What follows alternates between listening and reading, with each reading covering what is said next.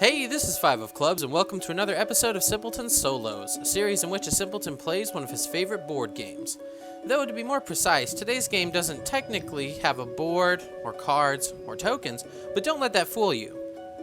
Today I'll be playing 4 Against Darkness, a solo-friendly fantasy adventure game that tasks a team of 4 adventurers with descending into deep dungeons, slaying fearsome creatures, and gathering copious quantities of loot.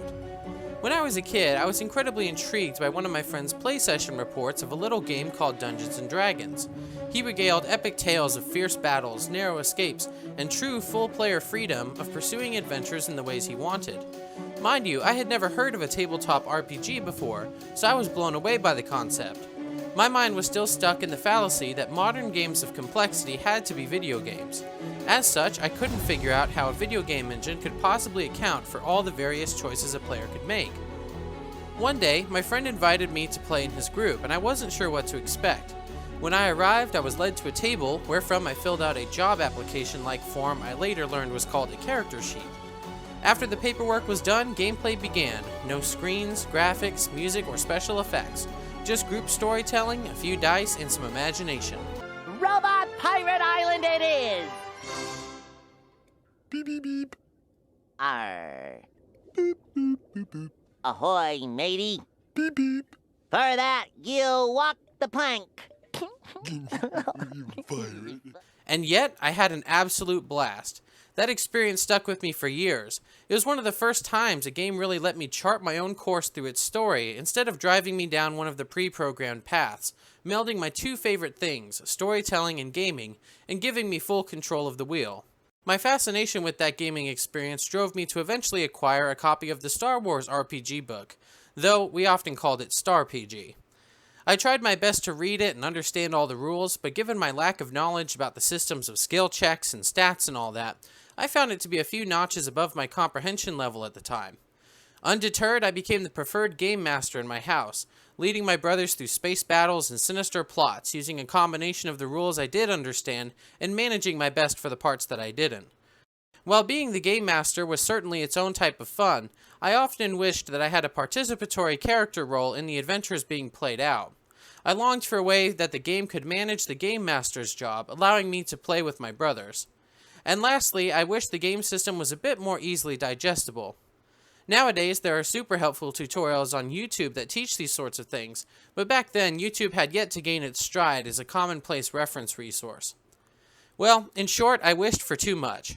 I still haven't found a satisfying solo replacement for the full-blown tabletop RPG experience, but I got a good bit of what I wanted out of 1 and 4 Against Darkness.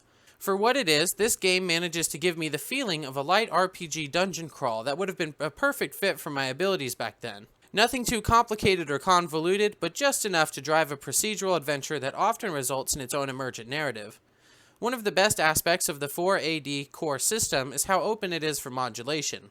Currently, there are 20-something scattered expansions and modules that the developers have produced to deepen the game experience, including a robust crafting and potion brewing system, increased level caps and character classes, tons of bosses and monsters to fight, full-on minion/room encounter overhauls, awesome new weapon types and traits, and even story-driven campaigns and quest lines to provide structure to your gameplay sessions.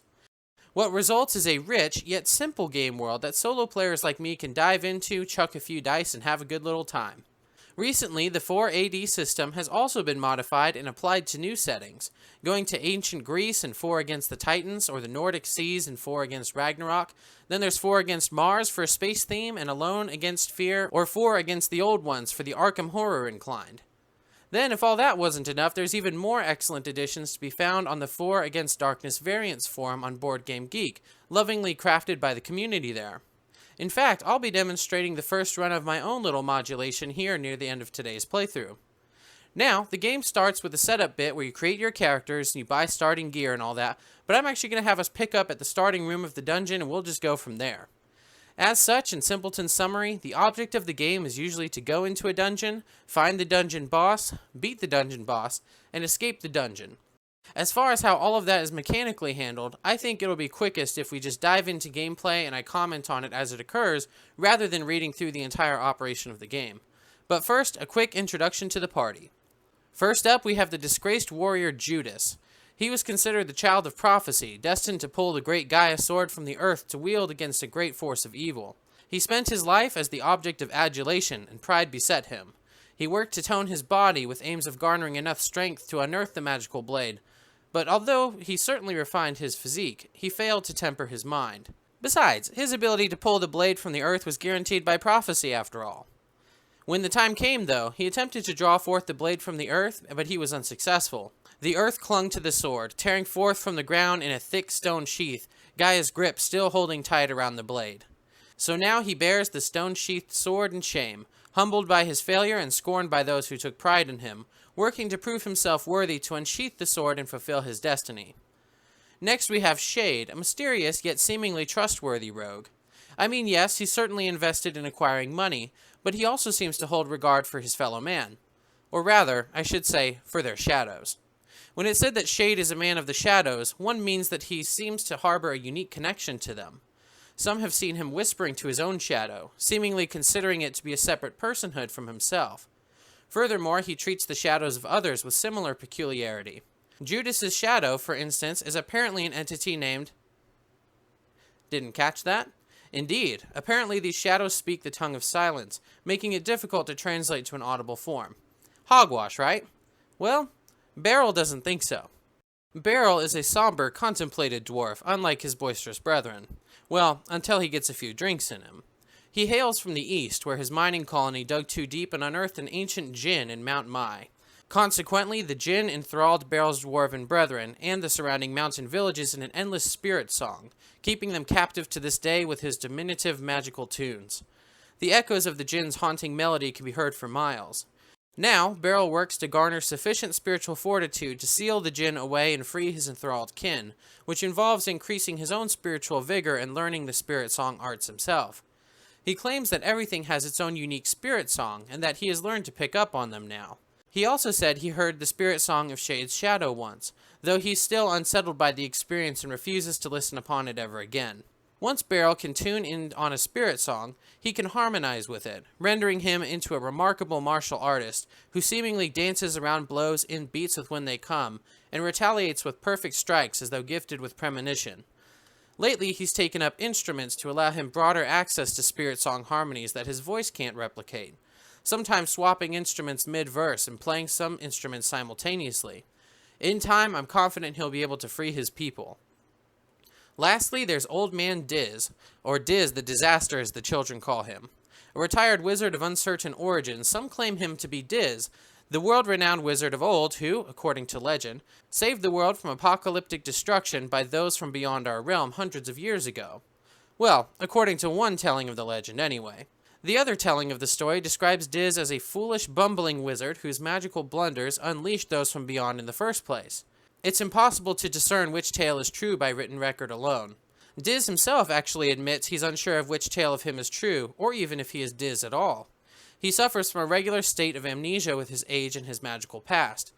If his current persona is any reference, he admittedly makes a lot of blunders, miscasting spells, brewing potions with bizarre side effects, and being overall rather clumsy at times. His aloof countenance certainly seems uncharacteristic of the strongest wizard in history. However, in dire straits, one sometimes sees past the surface of Diz and catches a glimpse of a latent magical depth beyond measure. One thing can be said for sure, though. Old Man Diz has an honorable desire to help people, and people willing to help are hard to come by these days. Diz was the first one to notice, a distant disruption in the flow of magical energies that he described as an itching sensation. This disruption coincided with the workers' abandonment of the Sylvain mine, who report tales of new dark inhabitants entering the cave through methods unknown. Of course, one would usually expect the riffraff of goblins, bats, and rats, but the miners speak of something new as well, something that hunts miners and minions alike, something accustomed to the darkness despite its pale white fur. The miners fear what will happen when this creature bores of its cavern prey and seeks the surface, and as such, the party is tasked with investigating these disturbances and dealing with these new threats. And with the stage set for our delve, let's go ahead and descend. Alright everybody, we are about ready to dive into our playthrough of 4 Against Darkness. Now those of you who are familiar with the game and who listened to the preamble section here will know that this game is actually a pen and paper adventure, that basically all you need for it is like a pencil or a pen and a piece of paper and like 2 6-sided dice. In fact, you could even get away with just 1 6-sided die.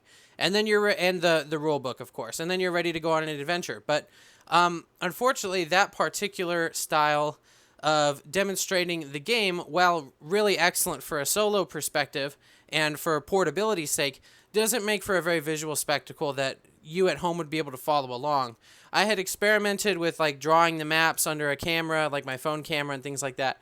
But one, it would reveal my embarrassingly inept artistic talents, or rather lack of talents.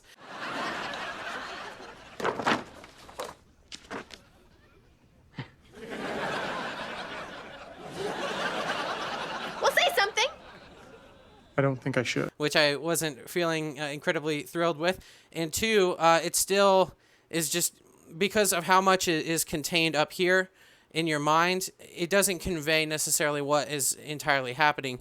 And then as far as how the game generation of the adventure goes, that also doesn't lend itself well to film, because essentially the book is comprised of like a series of 12 different charts where the general flow of the game is your party moves into a room, so you roll on a table to figure out what the shape of the room is, then you roll on another table to figure out what's in the room, and then your options go from there depending on what you find, and then you go on and explore from there. Well, instead of having to flip back and forth between all these different charts, I actually decided to essentially recreate these charts into decks of cards. This way, basically all the entries in there, instead of me having to pop up and try and show you the entries of the book to read it all out loud, now I can just do one card at a time. It's pretty easy to read instead of having to squint to look at the different entries inside of a 12-point chart or something like that. So the system works fine the way it is, of course, in a physical handheld sense for a solo play, but as far as demonstrating the video, I thought this would make a bit more sense. It would be a little bit easier to follow and maybe more visually, aesthetically pleasing as well. So here we are. I'm actually borrowing the Shadows of Brimstone mine tiles because we are descending into a mine complex, and these tiles happen to be very pretty. So we're not actually going to be doing anything with the squares on them. We're not actually like counting out our movement through squares, because the way the game works with room contents is it's very abstracted. So you're either in a room or you're in a corridor or hallway, and the rules and what stuff can populate in those things change slightly, but that's sort of what it is you sort of abstract your presence in these places, and the enemies do likewise. So one last order of business before we get going. A brief overview of each hero's loadout so you know what each of the characters are capable of. Judas is the warrior class, which grants him a health pool of 6 plus his current level. Additionally, he gets to add his current level to his attack rolls, which will certainly help him out as he levels up. His class doesn't have any special bells or whistles, but he's pretty focused on combat. Gear-wise, Judas is outfitted with the 2-handed Earth-Sheathed Gaia Sword, which is just a 2-handed blunt weapon, but it will add +1 to his attack rolls. He is currently wearing light armor, which will also help with his defense rolls. Barrel's dwarf class isn't quite replicated here in the base game of 4 Against Darkness, since hand-to-hand combat is counted as unarmed combat, which incurs a rough penalty. As such, I outfitted him with a bow staff instead, which is a 2-handed wooden pole used in a variety of martial arts forms. Dwarves have various traits regarding gold and jewels, which rely on their traditional blacksmithing background, but I am opting not to gain those benefits since they are at odds with his somber character. I will, however, retain the dwarven traits in regards to monster matchups, some of which will come into play through our playthrough today. Gear-wise, he'll gain the benefits of his 2-handed bow staff and a light armor to help with his defense. Judas and Beryl will lead up the marching order, orienting themselves for first contact with the enemies we'll surely meet in the Delve today, with Shade and Diz supporting from behind. Diz is the wizard class, which has the lowest base health points of all character classes on my team. You would think that would be due to his access to healing magic, but surprisingly, wizards do not have any healing spells in the base game. Additionally, he can only hold light weapons, which incur a -1 attack penalty as a default. To offset his health deficiency and his weapon restriction, he's prepared a series of spells, each of which are usable once per dungeon. His first spell, Escape, allows him to zip back to the entrance tile of the dungeon for a quick getaway. Lightning allows him to deal damage to 1 minion, or better yet, deal 2 damage to a boss. Lastly, he has a Fireball spell, which is a quick means of roasting a mob of monsters. As far as his gear goes, he's outfitted with a lantern club, a hybrid meshing of the lantern item and a club into a magical focus that can clunk a baddie here and there. Usually, a character has to carry a lantern to light the way for the party, but I ended up paying a chunk of extra gold to fuse it with my weapon instead. I suppose a hero could simply affix it to their pack or their hip or a lantern pole, but I like the thematics with the item here. Wizards are precluded from wearing armor, so he'll be on his own regarding his defense. Thankfully, the boys in the front will be able to block the brunt of the blows. Lastly, Shade is the rogue class, which grants him special conditional abilities, like being able to add his current level to the attack rolls when the number of heroes outnumber the number of minions in a fight. Interestingly, this bonus does not appear to apply to vermin encounters like I would have thought, but I digress. He is restricted to light gear, which limited his loadout to having a light shadow shiv weapon, which attacks at -1 naturally, and light armor. I also gave him a shield, not a common thing to see on a rogue, but I figure we better make him a reliable defender if we can't always rely on his attack prowess. Each hero also has one bandage item, which allows the hero to restore 1 HP once per dungeon. And with that, let's get going. We have entered our room, really excited though, obviously. So let us go ahead and let us draw a room contents card. Normally, we would roll on a chart, roll 2 dice, and then depending on whether you rolled 2 through 12, it would resolve a different thing, whether you're in a room or a corridor. We're going to go ahead and when I set up the bag of tiles, corridors are things that are straight lines, a little turn, or like a 3-way T, or sometimes a cross. This one that has a special shape to it, we're going to call this a 3-pointed room. So this is a room here. Let's see what we find. Empty. There's nothing here, ... right? Yes, so whenever you find an empty room, there is actually a table that I did not create cards for because of it would be kind of awkward to do it. But you are able to search by rolling a d6, and depending on what the result is, the chart will tell you what you find. On a 1, you find wandering monsters that attack you. On a 2 through 4, the room is empty. On 5 to 6, you get to choose to either find a clue, a secret door, or hidden treasure. And usually what I do is I roll on that, just for the sake of not having my own biases there. All right, so this is a 4. According to this chart, that means that it is an empty room, which makes kind of a bit of sense thematically. We're only at the start of the dungeon, so it would be a little weird if we got in there and found something really interesting or amazing. So it is what it is. I think we're going to go off to the left. So let us go ahead and generate a room tile. Here we go. What do we got? A rail split. Okay, there we go. We'll set that right there. Now, the reason that I have also put our miniatures up here, is even though that the technical presence in each room is abstracted, there's sort of a marching order that you do have to follow, especially in corridors, where the people at the front here are the red and the green character, which in this case, pursuant to the health point trackers, is Judas the warrior and Beryl the dwarven bard at the front. So, like in a corridor situation, those two would be the two in front would be the ones who would be getting attacked and dealing attacks because the corridors are too tightly packed to allow all 4 of them to spread out. But in any case, yes, it is now time to figure out what is in this excellent room. If a corridor empty, it is not a corridor. Otherwise, draw a special event card. Okay, so let's go ahead and give these a shuffle and see our first special event. Lady in White. A lady in white appears and asks the party to complete a quest. If you accept, draw a quest card. If you refuse, remove this card from the game. Okay, so let's go ahead and shuffle, and we'll get a quest card. Normally, this is a decently rare thing to actually find. There are very few delves that I actually get where you are able to find something that will give you a quest, so I'm actually pretty excited that we get it straight off the bat.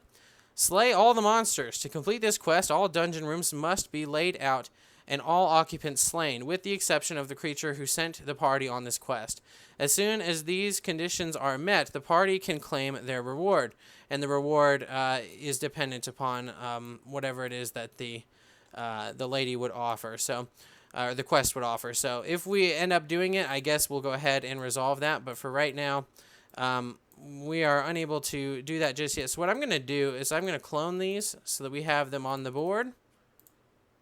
Because technically, since these are like related to dice rolls, you could technically run into these again. Like there could be another individual who gives you the quest like that. But for right now, we'll just go ahead and leave these right over here just so that we have it. And let us go ahead and move on. I think we're going to move right over into here. Here we go. And we'll say that this one's a corridor. Right, so we have like a 4-way corridor here. The roll shoots. And let us see what it is we find. Ooh, a vermin encounter. Draw a vermin card. So our first battle begins. So a vermin is an enemy in the game that's just kind of an annoyance that you fight. You don't actually get any sort of XP for it or rarely do you get any treasure or rewards. It's just something annoying in the dungeon that you have to deal with. Let's see what we got. 3d6 Goblin Swarmlings. Okay, so what we'll do is we'll go ahead and get 3d6 and figure out how many Goblin Swarmlings we find. Oh my goodness, that is 12. 12 Goblin Swarmlings, my heck. They are level 3. You are able to, however, get some treasure from them, which normally from vermin you do not, which is kind of nice. Dwarves attack them at +1, which is pretty nice because they are goblin type. Spells are cast at -1 due to the bats shrieking. Despite the vampire moniker, these are not undead creatures. Okay, I think actually that should not have copied over. Now, each of the monsters you see does actually have a reaction chart. So if you want, you don't have to attack them straight away. You could roll on this chart here, and they might give you different alternatives. So like if I happen to roll a 1 and let them do the first reaction to seeing us, then they flee, and then I don't have to worry about fighting them. Or on a 2 to 3, they flee if outnumbered. Clearly, they're not. 4, you bribe 5 gold points per goblin, so that would be 60 gold. We do not have enough gold to even bribe these guys if we wanted to. And on 5 to 6, they'll fight. So it's more than likely that these things are going to fight us anyway, so I think we probably ought to take the initiative and attack first.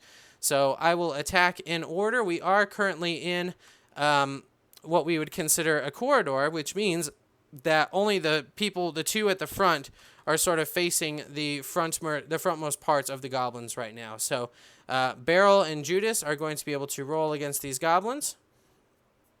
That is a 3, but according to our attack stat, because we have a two-handed weapon, we add 1, and we're at level 1. So really, that roll result is 5. So the way that this game works is that enemies don't really have health points. Essentially, what each enemy is considered, outside of bosses, each enemy is considered to have 1 health point. So once you hit an enemy, then the enemy is just dead. So as a level 3 enemy, that means that you have to roll a 3 or higher to kill one enemy. We clearly did that.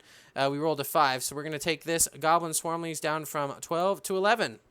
Yes, indeed. We have slain one of those darn goblins. Now, of course, we do get to add 1 to this roll result. 5 plus 1 is 6 for the goblin, plus 1 for our level is 7, plus 1 from our weapon is 8. All right, so now what happens in this, when you have a roll result that is 8, that is actually double, well, it's more than double the level. So essentially what you're able to do is you're able to slay multiple enemies at a time. So basically, as long as you can meet the level with your roll, as many times as you can meet it, that's how many you would kill. So I have rolled the roll result of an 8. This is level 3, which means I could take out 2 level 3 minions, right? Because that brings it to 6. And then if I had 9, then I would be able to take out 3. But unfortunately, we do not. So with a mighty swing of his bow staff, he was able to conk the noggins of 2 Goblin Swarmlings. Yes, indeed. Now, our friends back here, if they had ranged implements, would be able to assist us. But right now, we are cramped in the confines of a corridor, meaning that they are sort of watching and rooting for us, but neither of which actually happen to have any sort of ranged implements to help. So now the Goblin Swarmlings attack, and they're limited in the same way that we are. So instead of all 9 of them dogpiling us and attacking us, only the frontmost 2 of them who can fit in the column are going to be able to attack. So let's go ahead and roll 2 dice. Oh, actually, you know what? This is one of the things. Enemies never roll dice. Technically, you just roll defense. So you're always rolling attack, and you're always rolling defense. So 1 is going to attack Judas. And what you do is you roll, and you look at your oh, my. I almost threw that in the sky. You look at the defense value. I have 2 here, but we do have 1 armor, which brings us to a defense value of 3. And you check to see if you supersede the level of the monster. So we actually tied with the level here. For attacks, you only have to match it, but for defense, you have to surpass it. So unfortunately, in this case, we did not actually dodge the attack of the Goblin Swarmling, so he's going to give us 1 point of damage. And let us go ahead and roll for Beryl here, who has 2 plus 1 is 3, and his other bonus, unfortunately, does not help him against goblins for defense. It only does for attack. Right, so we have taken our first 2 points of damage, but now it is time to continue on. Those other 7 Goblin Swarmlings in the back are itching for blood, but unfortunately are not able to reach us just yet. So, Judas, we begin again. That is 4, plus 1 is 5, plus 1 is 6. So 6, when you look at the level 3, that means that we're able to take out 2 of these Goblin Swarmlings in a mighty fell swing. Bam, bam. There we go. 2 Swarmlings there. And then, Barrel, let's go ahead and see how many you might be able to assist with. 5 plus 1 is 6, plus 1 is 7, plus 1 is 8. So that's another 2. All right, so now you'll notice now the Goblin Swarmling started at 12 units. Now there are only 5 of them left. Whenever you reduce an enemy's mob down to half of what they started with, they will make a morale roll. And what that means essentially is that you are checking, or those monsters are kind of looking around and wondering, like, should we bail? You know, maybe this was a bad idea. So let's go ahead and give that a roll. On a 1, okay, perfect. On a 1 to 3, the monsters flee. On a 4 to 6, the monsters will stay and they'll fight. So, yes, we rolled a 2. So these monsters, these other 5, are actually just going to run away on us. So they're like, you know what? Bag this. We're going to go that way. We're going to leave you alone.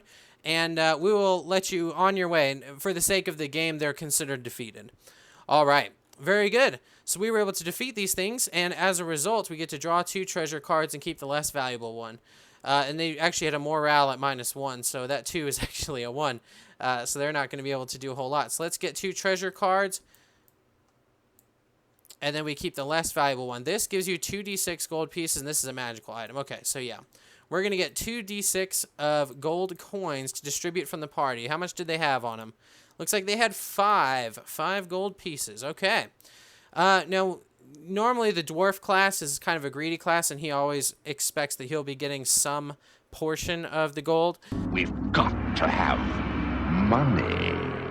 I tend to play it where this particular type of dwarf is not quite as interested in the financial gain. He's really more interested in expanding his power so that he'll be able to eventually take on those take on the djinn that's in Mount Mai. So I'll just give him all the gold. We really can share it anyway, so it really doesn't matter who gets it, in my opinion, but I suppose if you were playing with other players, it might matter. All right, so we've defeated the vermin, yes, and we get to continue on. How about we go to the north here? What kind of room do we have?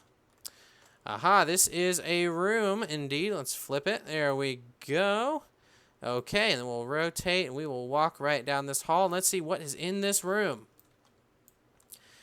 If a corridor empty, otherwise draw a weird monster card. Uh-oh. Okay, so weird monsters are... they're boss monsters, which is kind of good because in this game, boss monsters grant you XP, and XP is what you need to level up. But sometimes they could be really bad. Catoblepus, or some variant of pronunciation similar to that. This is a level 4 monster with 4 life points, and it does 1 attack per turn. Draw 2 treasure cards and keep one of your choice. All characters at the beginning of the battle must save versus a level 4 gaze attacker lose 1 life. So when you have to roll for a save, this is a classic skill check. Apparently it is looking very fiercely at us. That's a 3, so that will not meet or surpass a level 4 save, so he's going to take a damage. Oh, sorry about that.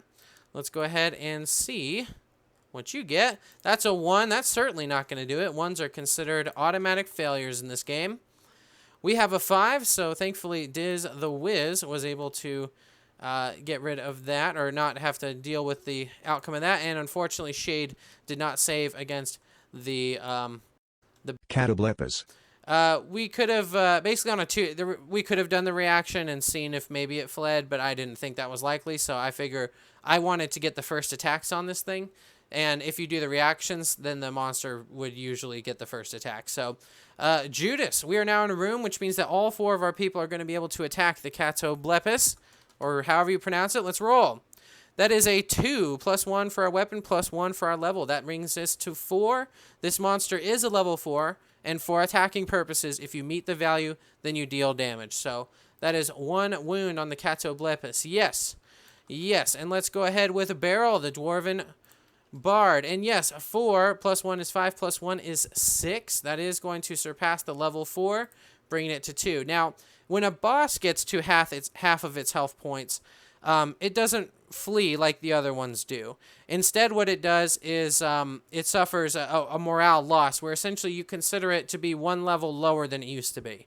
So right now, for the rest of this battle, it is actually going to be considered as though it is at level 3 instead of level 4, which is can potentially be a real lifesaver. That means it's easier to attack it, and it's easier to defend against. So very cool. Right, now Diz the Wizard, we could have him throw a fireball. I mean, not a fireball, a lightning spell, because in one fell swoop, he can inflict 2 life points if it hits. And you know what? Let's go ahead and do that. And remember, normally he would be attacking at -1, but because we're using a spell, it's roll plus his level. So this +1. All right, come on. 2 + 1 is 3, and 3 is now the level that the Catoblepus is currently at because we've surpassed half its health and its morale debuff kicked in. So normally we would deal 1 point of damage, but this spell against a boss, it inflicts 2 life points if it hits. And the rulebook specifies that these monsters count as bosses. Any monster that has multiple life points generally counts as a boss. I think ogres are one trolls are one exception to that, but they come from the Minions deck, which is a separate deck. Right, so with those 2 out of the way, bam, we have destroyed the Catoblepus. And what that means, means a number of things. One, it means that we get 1 boss XP, which we now have to spend to level someone up. In this game, whenever you get XP, you actually just spend it straight away, and you attempt to level up one of your characters. And I've never seen a game do it this way. As far as how the leveling works, so I'll show you what it does. So you spend the XP. Oh, and there is another type of XP called Minion XP. Every time you fight a minion enemy and you defeat them, you get 1 Minion XP, which you can count as 1/10 of a boss XP. And after you do enough minion fights, then you will get enough to where you have 10 up there, which you can redeem as like a regular experience point. So you can imagine these as like 0.1 XP per minion encounter, not per minion slain.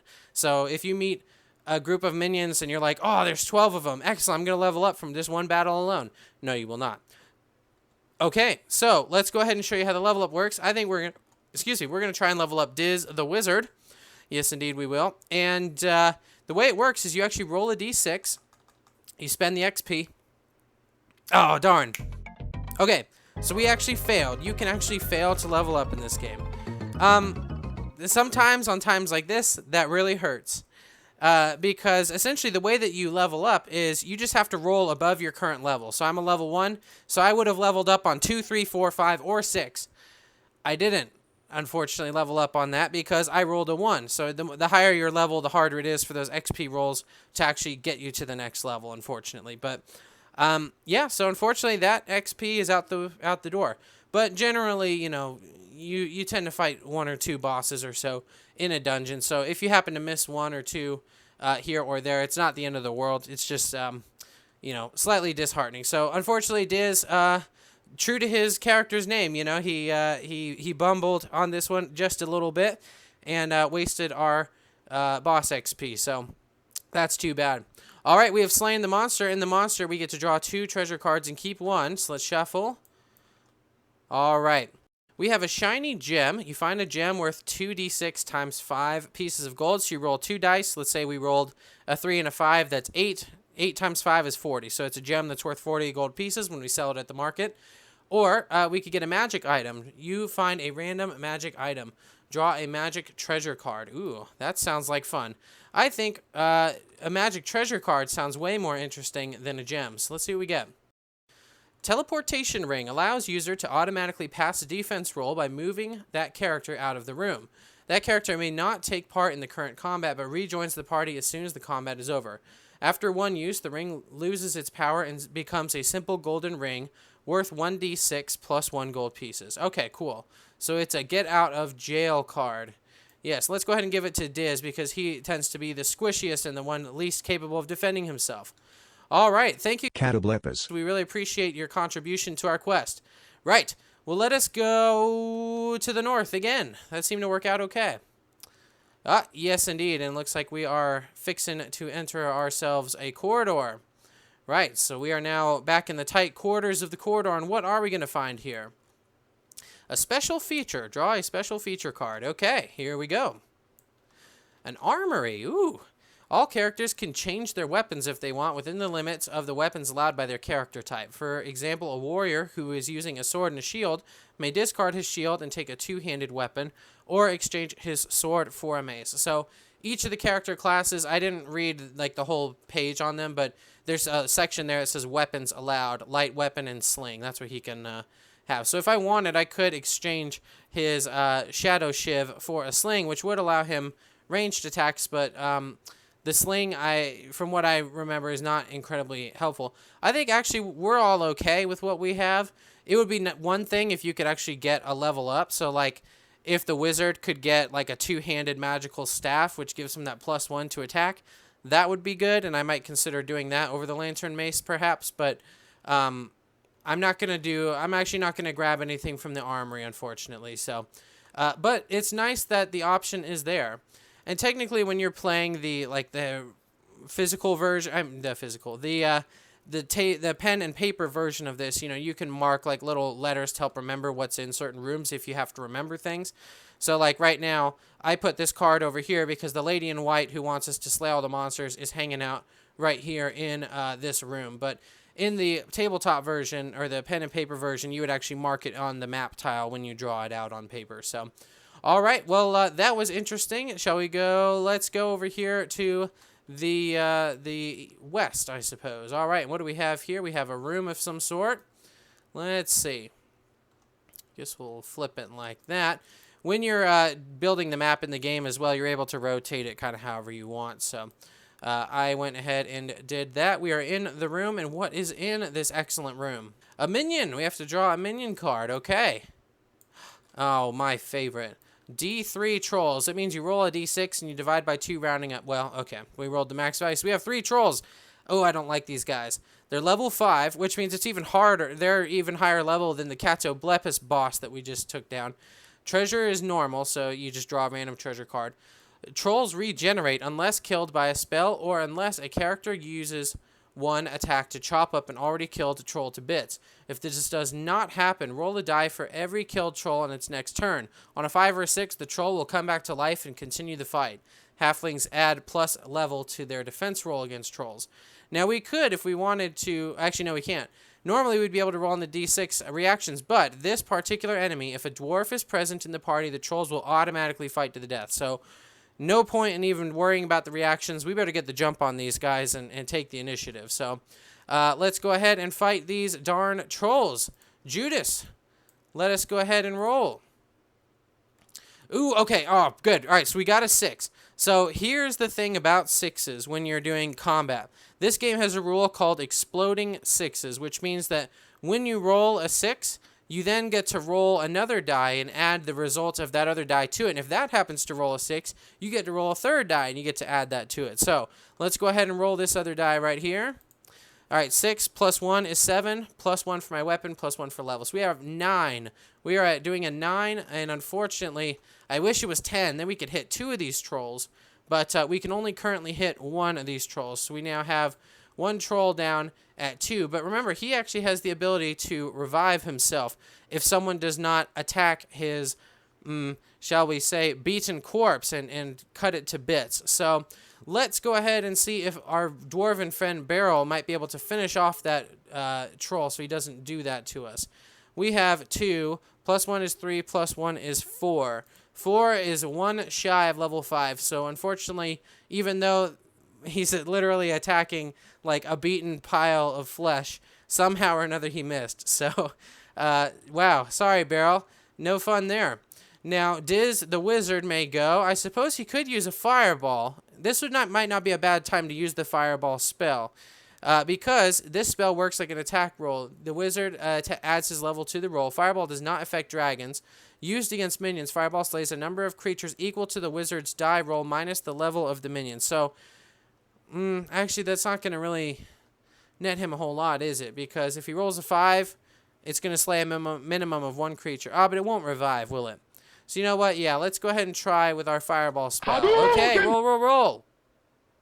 3 plus 1 is 4. If he was a level 5, or if he was a level 2, he would be able to add 2 to that, making it a roll value of 5, meaning we would be able to instantly just take out one of the trolls without any possibility of it getting back up to bother us. But unfortunately, Diz slightly miscast that particular spell, so he's going to have to live with the consequences, I suppose.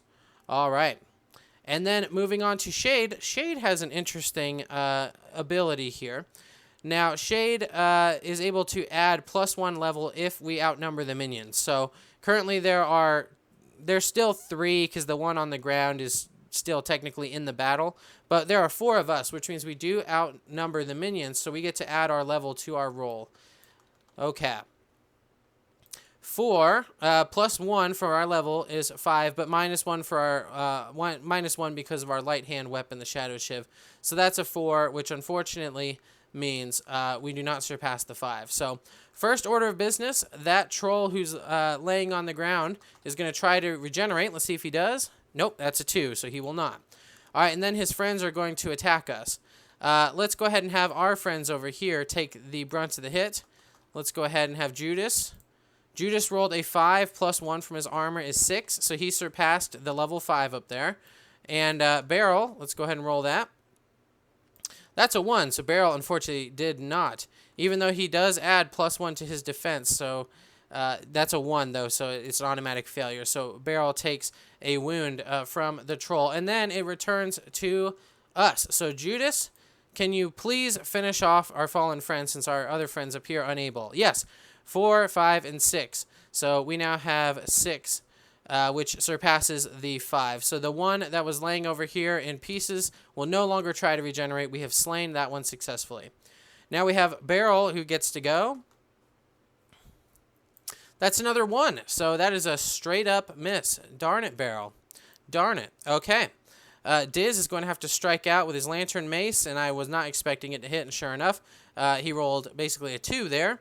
And then Shade, we do outnumber them, so we do get to add 1, but that just offsets the minus 1 from his attack. So, yeah, 4, 5, 4. Okay, so unfortunately, he was not able to cut his way through the troll's hide and flesh. So the trolls are now going to attack once again. Here we go. Rar, rar, rar. That's a 2. Unfortunately, that will not defend against the troll. Barrel over here. That's a 6. Okay, so that's an automatic evade. So he successfully evaded. Very good job, Barrel. Very good. I mean, technically, it's an exploding 6, so, like, I would do this and then add to whatever. So 6 plus 4 is 10, plus 1 for being a giant. So that's a 12 evasion.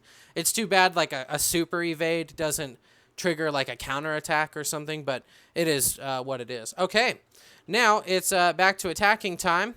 Yes, indeed, Judas the warrior. Here we go. That's 4 plus 1 is 5 plus 1 is 6. We have now cut one of the other trolls down, and let's see if our friend Barrel can finish it off. That is a 4 plus 1 is 5 plus 1 is 6. So he was able to finish off that other troll. And now that that troll is gone, this last troll now has to make a morale roll. He's starting to wonder, maybe I shouldn't stick around. Let's see what happens. And he decides to jump ship. Yep, that roll of 1 is a 1 through 3, which means that he goes ahead and gets his troll behind out of here. And we get 1 treasure card as our reward. Well, we actually get a second reward as well. That was a minion encounter, so we do get 1 minion XP. Once we get 10 of these, we get to do an XP roll. So, which might potentially level us up. Right, okay, so we got that. We'll shuffle that back in there. And treasure. A spell scroll. Ooh, okay, so we get to draw a spell scroll. Here we go. It's just a one-time use of a spell. So what did we get? Lightning spell. Oh, that's the good one. That's the one that does extra damage to bosses. And, you know, of course, we do have the final boss that will eventually meet us. So I'm going to go ahead and do that, but the only person who can use it or who's magically inclined is Diz the Wizard. So, Diz, my friend, you now have a lightning scroll. Very good. Oh, and you know what I'll do? I'll clone. There we go. Because technically I can get more. All right, very good. So we clefted our way through some trolls. One went crying for his mother, and now we proceed on to the next room. Oh, wow. I was expecting that to be a big room because how big square the tile was, but this is, in fact, a corridor. So let's go ahead and get in there. Tight quarters, and what do we find in these tight quarters? Ooh, treasure. We found a treasure in here. Maybe the maybe the trolls were sort of guarding this particular treasure, so maybe we'll get something really cool here. Ah, it's just a gold piece pouch. It was better than nothing. So you find 2d6 pieces of gold. How much gold do we find? That is 6. We have 6 pieces of gold here. And, you know, Diz, he's been trying. He needs some financial incentive. Maybe that will bolster his skills so he'll remember to help us out. Yes, okay, so let us continue on. There's only one way to go in here, so I suppose we will press onward. What we have? Ooh, an ominous tunnel. Oh boy. This is a big room. Okay. And what do we find in this ominous tunnel? A treasure with a trap. Draw and resolve a trap card. After resolving the trap card, you may draw a treasure. Okay. Here we go. Trap time. A bear trap. A bear trap level 4 snaps at the character leading the marching order. Okay, so that's our first order of business. That is poor Judas. Oh no, it snaps. The character must roll a d6 trying to beat the level of the trap. Halfling and elves add 1 to the roll. Rogues add their level. A character failing to roll has their foot caught in a bear trap. The character loses 1 life and will have -1 to attack and defense rolls until that lost life is recovered. Good thing we have a bandage then. A limping character will roll at -2 against other bear traps or trap doors. Oh my goodness. Well, in that case, let us roll. We're trying to beat a level 4. So 4, 5, and 6. That's a 2. So, bam. We take 1 point of damage. And now we're rolling at -1 to attack and defense. But we have a bandage, and we're going to go ahead and just use his bandage right now. Bam. There we go. Heals us for 1. Gets rid of the trouble with that trap. Ugh. Not good. Wow. Righto. But we do get a treasure for our trouble. So hopefully this bear trap was guarding something good. A spell scroll. Yes. Okay. Let's see what spell we get. An escape spell scroll. So we'll get 1 copy of that. And we'll bring it right down here. So my goodness, he really has the ability to run. He's got a teleportation ring, an escape scroll, and a prepped escape spell that he can just cast. Wow, so if someone needs to run, apparently Diz is ready to run, it appears. But of course he never would because he is such a stalwart fellow, yes. Right, so I suppose let's go to the south, shall we? What do we got? Ooh, another big room. Okay. Wow, okay, and there's some stalagmites or stalactites. I can't remember which one's supposed to be on the ground and which one's on the ceiling.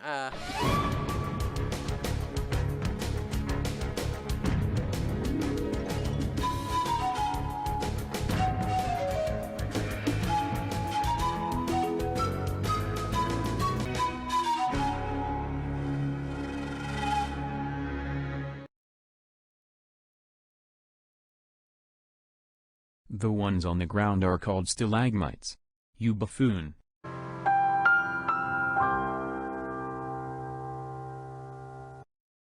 Apparently my geology failed there, so I apologize if I just showed my my ineptitude once again. But we are in a room, so let's see what is inside this lovely room.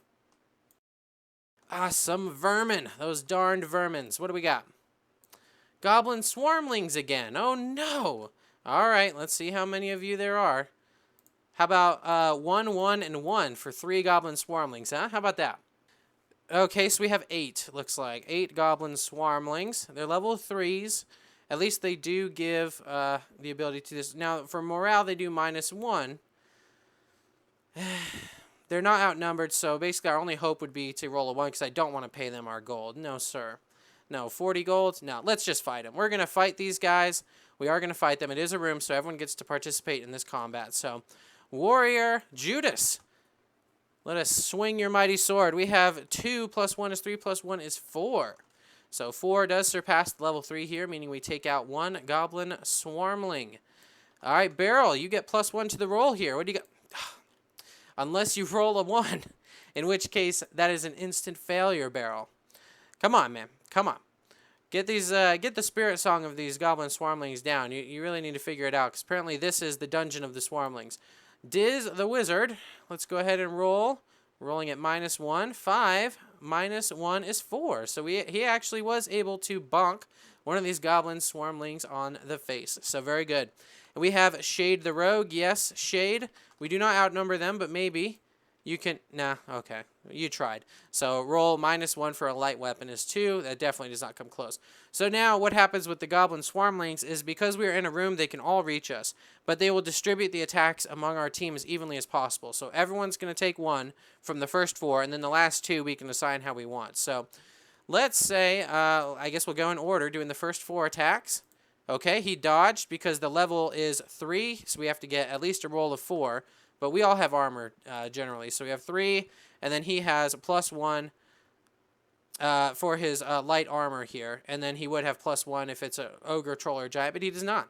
So 3 + 1 is 4, so he successfully evaded that attack. How about Diz? Diz did not. Nope, he had a dismal roll there. Oh, and we have a 6. Very good. I guess I'll roll this, but yeah, it doesn't really do anything. All right, so good. We have 2 dodge. I think what I'm also going to have is 1 attack Shade again, because Shade is pretty proficient with defense. So let's go ahead and have him. Yep, 4 because his defense, to remember, 4, then 1 armor, then 1 that says shelled. Let's make it say shield, shall we? We are not illiterate here entirely. Plus level, so certainly that is a dodge. I wish his super dodge could dodge for both of us, but it is not to be. And then Judas the warrior is a 6, and you can roll, but no point. So all 6 of these guys went, and Diz unfortunately was hit, but everyone else made out all right. Now the revenge. Yes, the revenge. 3 + 1 + 1, so that's 5. We'll take out 1 more Goblin Swarmling. Barrel the dwarf. Here we go. We got 3 + 1 + level of 1 is 5. So that's another. Now they're at 4 Swarmlings, which is half of their original forces. So they roll morale at -1.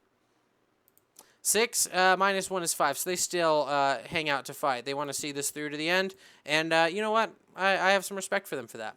All right, Diz, you are attacking 3 -1 is 2. So that's not going to cut it, my friend. Now these, when they do their morale roll, they don't lose like 1 level. Only that only happens to the bosses. So, unfortunately, they're not level 2s right now. All right, 4 -1 is 3, but it actually does work because they are at level 3, and in attacks, if you tie, then you get the hit. So we took out yet another Goblin Swarmling, and 3 of them now are going to attack. So they're going to roll right here. That's a That's a 5. Okay, I wasn't sure what that was. It almost looked like it stopped on its edge. We got a 6, so super evade there. And then let's have Shade take the 3rd hit. And a 6. All right. Where are this when it's attacking time, y'all? Come on. All right. Back to Judas, who is going to swing his blade. That's a 1. No, Judas. No. That's the opposite of a 6. Okay, we have a 4 here, which +1 + 1 is 6 altogether, meaning we get to take out 2 of these guys since they are level 3. Excellently done, Barrel. Very good. Diz, how about you go ahead and why don't you deal the final blow? You did! Good for you, old man. Very good. Okay, bam. There we go. Goblins are gone. Indeed, and we get to get 2 treasure cards and keep the less valuable one. Magic item and gold piece pouch. All right, so when I say that less valuable, there actually is a value for magical items and stuff, so that's going to produce something that is worth less than the gold pieces. So here we go, gold pieces. We get 6 gold pieces from those Goblin Swarmlings. Yes, 1, 2, 3, 4, 5, 6. Righto, those darn Swarmlings. Yes, but the good news is we are slaying all of our monsters. Yes, we are. Although one of the trolls ran away on us, so I don't... Technically, they count as being defeated, but I don't know that that means they count as being slain. And there's no way for you to stop them from running away. From like in the morale thing, you aren't able to stop them optionally from fleeing the fight, unfortunately. So we might have already failed this quest, depending on the technical resolution of that, because some of them fled, and while they count as defeated, I don't know if that means they're slain. It's all there, black and white, clear as crystal. You get nothing. You lose. Good day, sir. All right, let us go ahead and try and go right here, shall we? Oh, yes. What do we have? A rail curve. It's another room. Here we go, and we're walking our way in there. And what do we find in this excellent rail room? It's empty. We could search. We could roll. Our last search attempt wasn't very fruitful, so let's go and see what we get. A 6. Choose whether you find a clue, secret door, or hidden treasure. So on a 1 or 2, it's a clue. 3 or 4, it's a secret door. 5 or 6 is a hidden treasure. So let's go ahead and do that. We get a clue. Very cool. So clues are special items in the game where they don't actually do anything on their own. But once you get 3 clues, then you're able to exchange it for a pretty powerful boon. So in any case, we could say that the clue, as far as because of our story that we're doing in this game, it's as though Diz has noticed something about the shadow stone that is adorning the walls. It's as though, you know, maybe he's discovered something about their nature, so to speak. Currently in their worlds, they don't know necessarily why the black light effect sort of happens with the shadow stone. They just know that like a black light effect does happen where colors become neon and more bright and visually interesting. So maybe Diz has now noticed that maybe it's not actually that these crystals are putting out black light, but in fact are actually intaking darkness. Maybe that's the clue he's discovered, because at least in the plot of what's going on, that actually does matter. So maybe he's starting to suspect that that's the case, and that's what the clue represents here. Yes. All right. In the actual game, it's sort of very, very abstracted. You can kind of imagine what it is that you want that the clue means. And it doesn't do anything on its own. So very good. All right. So we were able to search. We found a bit of a clue there, like some Arkham investigators. Yes. And let us go ahead and continue along. I suppose let's go to the south here. What do we got? A cross passage. Okay, and we're going to say that this, of course, is a corridor. So tight quarters once again. And what do we find in this passage? A minion encounter. Okay, what do we find? Trolls again. Man, this is a troll-filled cavern. D3 trolls. How many do we find? Of course, you round up, so we end up finding 3 more of those darn trolls. And additionally, I think we're going to have a little bit more fun. There is an expansion module that I'm remembering now called the Twisted Minions expansion, which allows each of the minion encounters to sort of take on some sort of special property or some special condition. And as such, I think I'm actually going to utilize that module, if you'll give me just a minute. All right, I've got it pulled up on my side screen here. The way that it works is basically it has a giant chart of 100 possible options. So you roll 2d10, which I actually have already populated in, anticipating using it. Whenever you run into a minion encounter and you roll this before the encounter actually begins, it gives some special conditions or maybe some story. So one of these dice represents the 10s, which is the red one, and the black one represents the 1. So we are going to do the Twisted Minions event number 22 on this chart, and I'll go ahead and read it out loud. At the end of this encounter, any character who lost 1 or more life must roll a d6. If the number rolled is lower than the total number of wounds the character has, the character loses an additional life point due to infection. If the character uses a bandage or receives any sort of magical healing before rolling this die, you automatically prevent this infection. Okay, so it's as though they have grog-soaked blades or something like that. Right, so they have some nasty armed weapons. Now, unfortunately, I was thinking like, oh, you know, maybe we could do X or Y, but these trolls are not going to flee. And because of the fact that there's a dwarf, which actually, now that I'm reading this, I think we should have fought that other dwarf to death, because the dwarf was present in the party. The troll will automatically fight to the death. So he would not have actually rolled to run away. So as far as that goes, I think let's go ahead and just fight these guys, huh? Let's see if we can take them out before they take us out. Ooh, a 6. All right, that's a strong start. What else can we do? 6 plus 2 is 8, plus 1 is 9, plus 1 is 10. That's going to take out 2 of these darn trolls. Bam, bam. Very good. And Beryl, why don't you go ahead and try and finish off one of those grounded trolls, shall we? 4 plus 1 is 5, plus 1 is 6, which means that one of those trolls is dead. The other one is still potentially healable. All right, Diz, I'm not expecting you to hit, but, you know, yeah, okay. They're level 5, for crying out loud. And Shade, we certainly outnumber them, so you do get to add 1. So you're just going to 4 plus 1 is 5, minus 1 is 4. So unfortunately, that one is still alive. And he will start the enemy turn by trying to regenerate. On a 5 or a 6, he does not regenerate. Okay, so then the other one will try to swing at us. Let's have Shade actually take that hit, shall we? 4 plus 1 from armor, plus 1 from shield, plus 1 in level. That's 7. Of course, we dodged that successfully. All right. How about we get another exploding 6? That'd be great. Or the 1. You know, we could get a 1, which is the exact opposite of what we wanted, but that's all right. 4 plus 1 is 5 plus 1 is 6. We took out the other troll before he was able to regenerate himself. Diz, come on. How about a 6? Diz, you beautiful, beautiful old man. Way to go. Okay. 6 plus 3 is 9. Minus 1 is 8. So we have 8. That is against a level of 5. This last one is now in a sort of a blob of troll here. If we could just finish it off before it reassembles itself. And sure enough, we do. I guess I'll roll it. Oh, whoops. 6 plus 5 is 11 minus 1 is 10 plus 1 for outnumbering. Yeah, we definitely took out that troll. Woo! Okay. Okay. And the good news is nobody lost any wounds. So we are not going to have to test for any of those infection points. So no infections for us. We have taken out those trolls, which means we get another Minion XP because that was a minion encounter. Very good.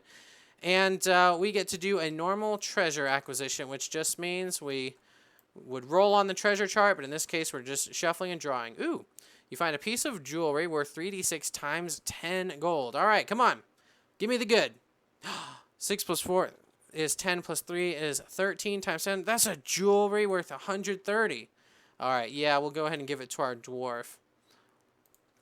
So we'll say jewelry, 130 GP value. Wow, look at that.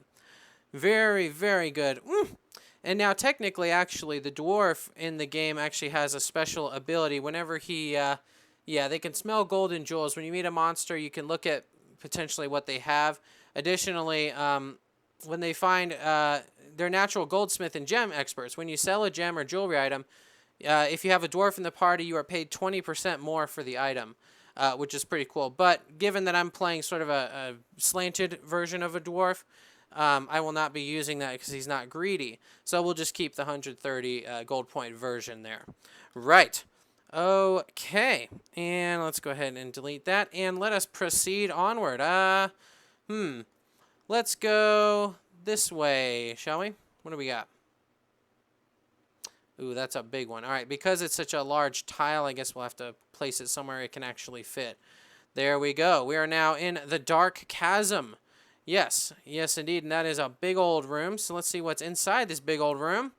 Empty. There's nothing here, right? Shall we search again? It worked out okay last time. That's a 1. Uh-oh. Wandering monster attacks. So when a wandering monster attacks, you roll down here to determine what kind of monster it is. So let's see what it is.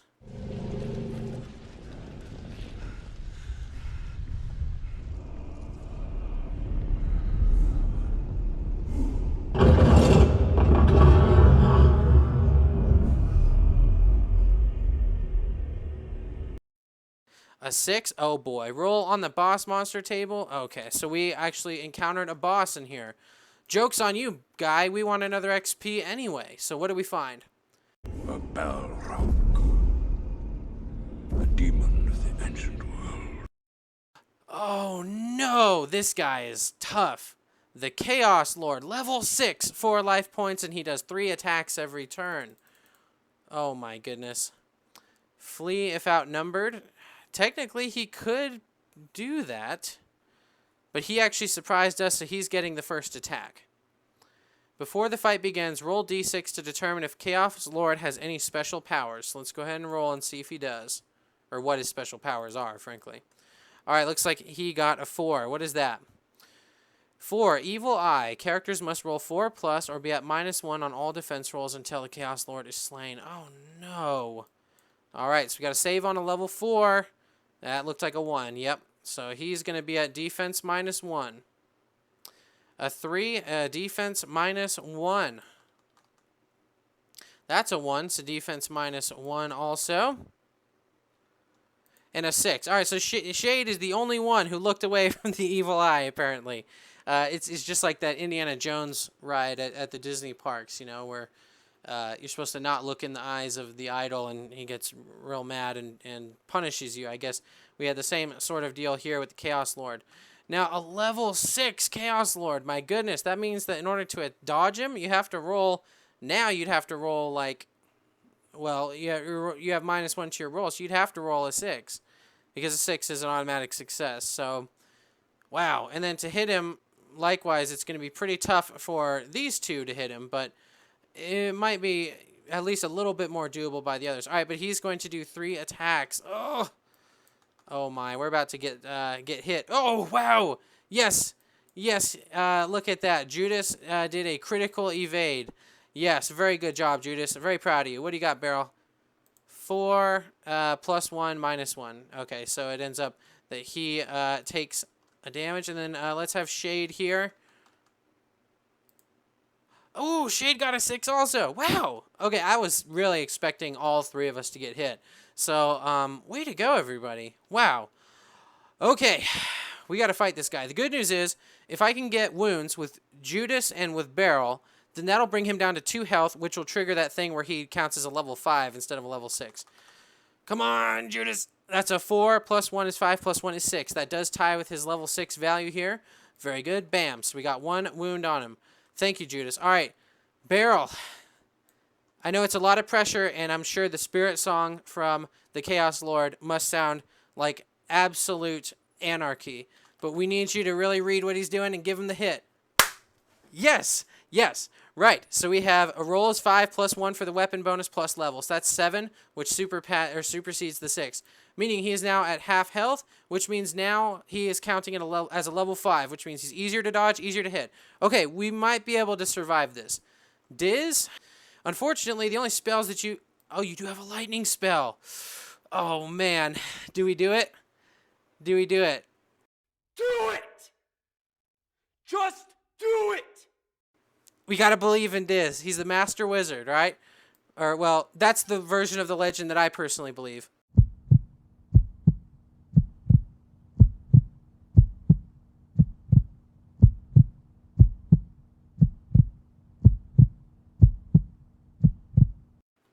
Yes! Yes! Okay, yes. Oh, wow, I might have to edit this for the volume here. But, yes, Diz, you've done it because that is a 5, which means it would have hit, you know, like, generally anyway, but he gets to add his level, +1 is 6. So that means that this lightning scroll, he was able to read it and cast some bolts into our Chaos Lord friend. Chaos Lord friend has 2 health. Bam, that removes both points of health. That's going to take out a Chaos Lord. That's going to give us a boss XP, which is instantly going to be spent. Diz, man, you've earned this level up. Don't screw it up. Don't do it. Yes, thank you. Right, so Diz is now a level 2 wizard, which instantly increases his health points and will now increase the other stats here, like his ability to cast spells. Now, we have used the lightning spell, and so unfortunately that means those are one-time uses, so we've used it. It helped us out. It really helped us out.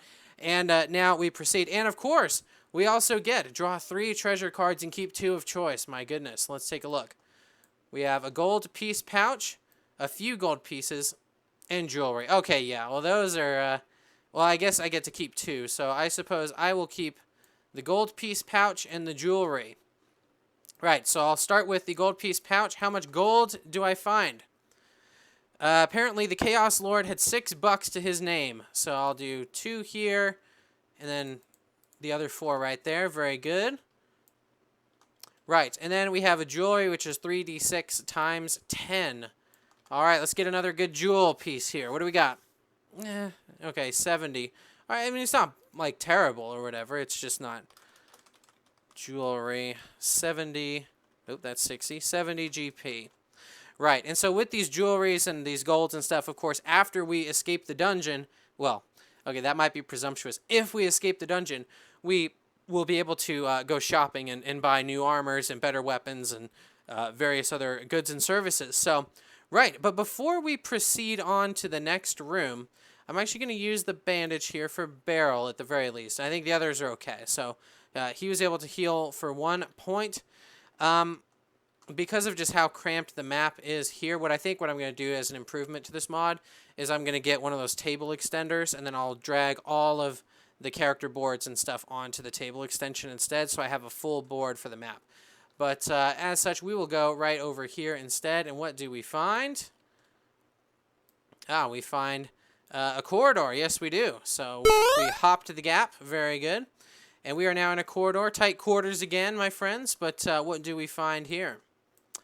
Treasure found. Yes, I can imagine that a Chaos Lord might, in fact, have been guarding some treasure. So let's see what he was guarding. A few, a few gold pieces. Okay. Right. Okay, at least it was the max value for what it was. So we get 6 gold pieces. You know, Shade hasn't gotten any money. So let's give him a few shekels here. Yes, a few gold pieces. So yeah, that's another one of those sort of things where it's like the dungeon was built in such a way that this massive mega boss... In fact, I think in this room, like the Dark Chasm here, in my mind, that's like where the Chaos Lord just rose up from the shadows from beneath.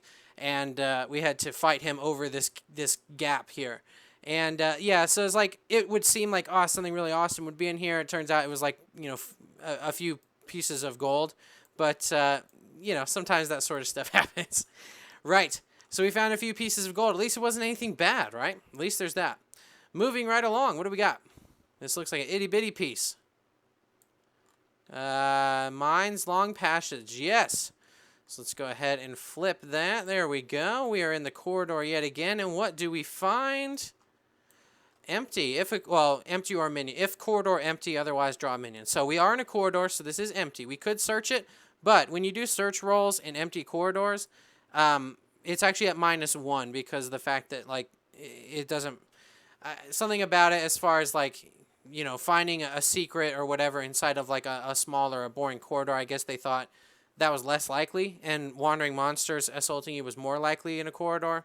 So I guess thematically it kind of makes sense. So I'm not going to bother searching because since it is a -1, that means on a 1 or a 2, we're getting attacked by wandering monsters. And I don't think we need that in our life at all.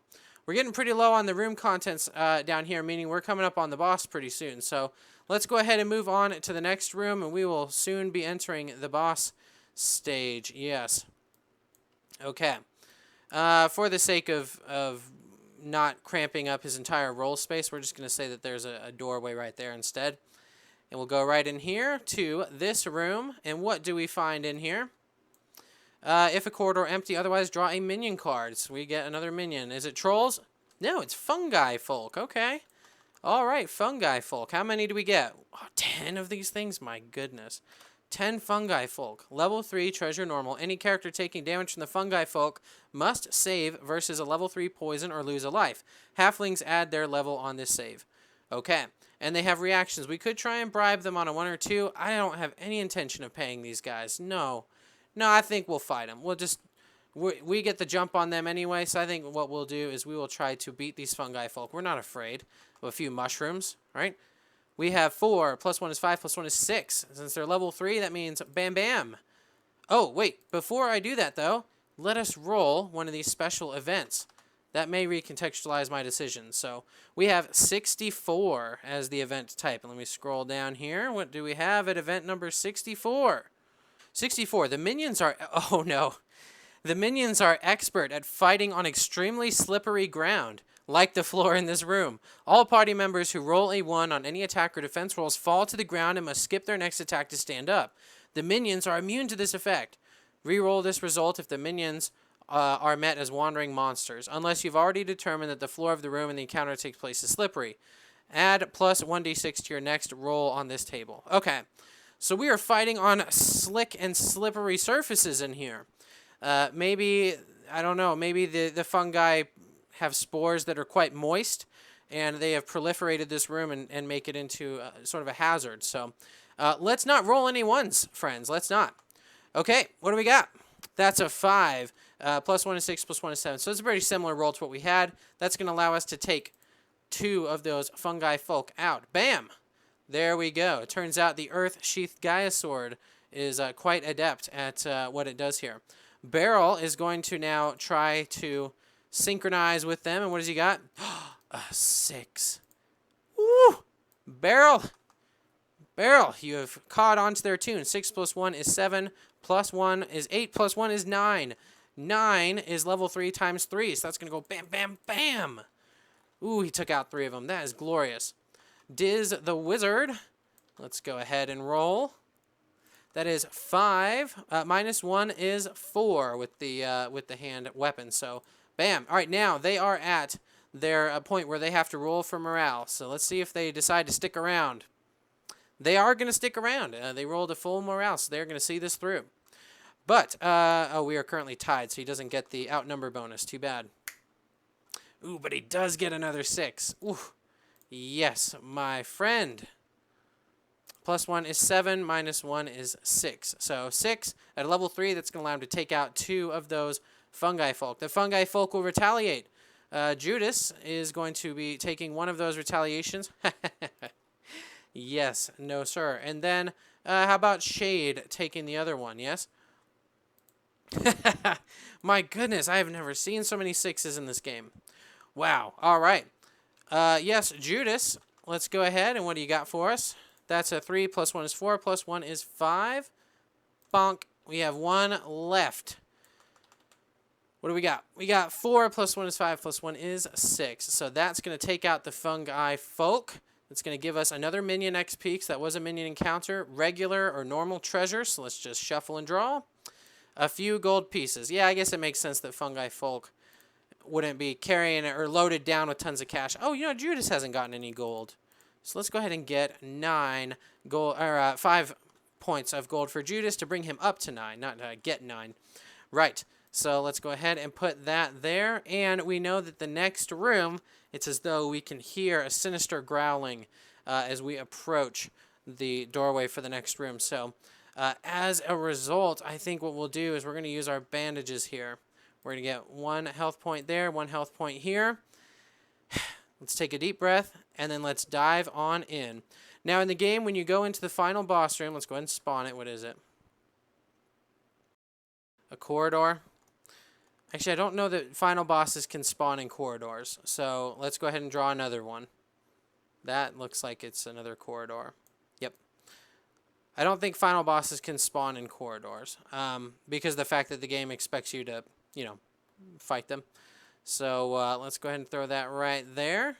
You know what? For the sake of how this goes out, let's just say those are connected here. All right.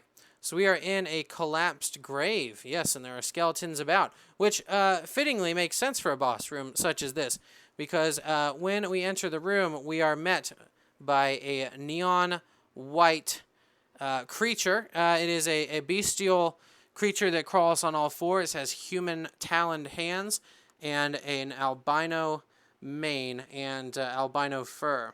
Now, I'm talking sort of coyly right now because it's not one of the final bosses in the game. Normally what you do is you would shuffle one of these bosses.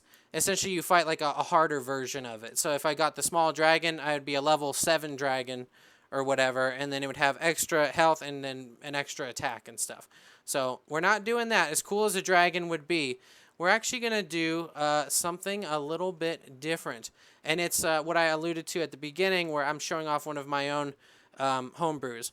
One of the things about the final boss fights, because like if you fight enough of these bosses, there's only 6 there in the base game, it's not very exciting to run into another one, because like, oh, it's another, you know, it's another mummy, or it's another this. And sometimes that could be pretty boring. And additionally, sometimes, depending on how low their health is and how easy they are to hit, you can rip through them before they're even able to touch you. And I thought that was anticlimactic and not very fun.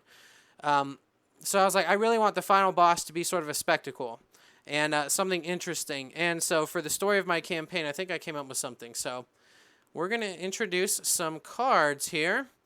Playing cards. I wonder what that's about. Oh, and what's that? Is that like a board? What is that? Oh, indeed, the neon creature that has been terrorizing the miners and has been eating minions and others alike is in fact a white lion from the world of Kingdom Death Monster. Yes, indeed. So you might be able to tell with the cards here that I have constructed hit locations and AI cards, and this final boss battle is going to be sort of a hybrid boss battle in the realm of Kingdom Death Monster, where you're fighting a monster creature and the battle mechanics shift. So we now get to go out onto this board And I think we'll pick that up in the next episode, because this actually went a little bit longer than I was expecting. This is what I call 4A KDM, or 4 against Kingdom Death monster. And so basically, I revamped the final boss encounters to be compressed and yet fitting and reminiscent battles compared to the Kingdom Death here. So like these guys would be able to go out onto the boards, and they'll be fighting from the edges here, and the monster will be in the middle and rotating and attacking various targets pursuant to AI. And then when we hit the monster, he has a bunch of health, and we're going to go through hit locations for various responses. You know what? I'm going to put this here. That space right there is colored yellow, because that is a terrain space that is reminiscent of the tall grass terrain in Kingdom Death, allowing the person who is within the tall grass to gain an evasion bonus. But we'll dive into how all of this stuff works on the next episode. Thank y'all so much for watching, and I'm really looking forward to showing off this final boss fight.